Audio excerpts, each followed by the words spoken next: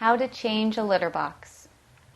So even though you've been scooping your litter box daily to make sure that you remove any solid waste and put those in the garbage can, it's still important to change the entire box to make sure that you have fresh litter in there. This is true whether you have a clumping litter or a litter that needs to be changed regularly anyway. So every week or 2 weeks, you should be changing the entire litter box. So you want to get yourself a garbage can, and this is actually a little easier to do with a scoop, but you want to be removing all of the litter. And you'll find that there are probably some areas that you were missing when you were scooping, that some wet residue had been left behind.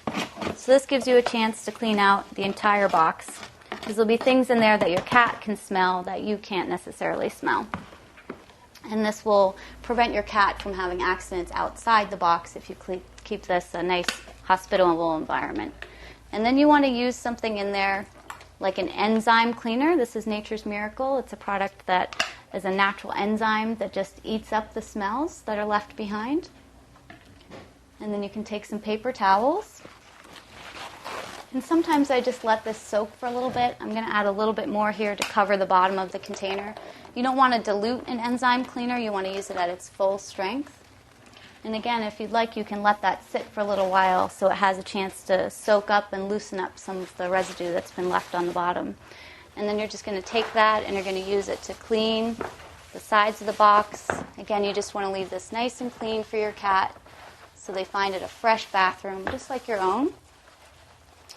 And while we're talking about litter boxes and cleaning this out here, it's important to mention that you want to put your litter box in a place that seems comfortable for your cat.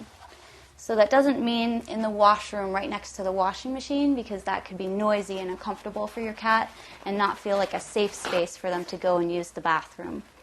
So providing a safe space for them where they can enter and exit the litter box without feeling like they're going to be cornered by any of the other cats in the household, and where it's not going to be a noisy and scary experience for them.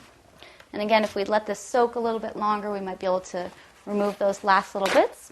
But just to show you how this works, you want to dry it out completely so that none of your new litter that you're placing in there sticks to the bottom. And you have a few different choices of litter. Most people these days use some type of clumping litter. I use a pine clumping litter. There's also clay clumping litter and a couple other kinds.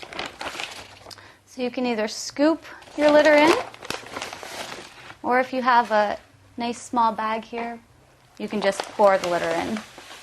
And when you're adding litter to a fresh box, you want to make sure that you're only putting in about 2 inches, because you don't want your cat to feel like they're sinking into their bathroom area. But you do want them to have enough that they can dig up and cover up their area without scraping the bottom too much. The other thing I would avoid is liners. Cats don't tend to like the plastic liners, although it's convenient for us to clean out the box by just removing an entire liner, just like a garbage bag. If a cat snags their nails on there, they might feel uncomfortable. And again, you don't want to give them any reason not to use the litter box. So I've created a nice clean surface here for my cat, and I've put it in a safe space where they feel comfortable using it, and that's how you clean a litter box.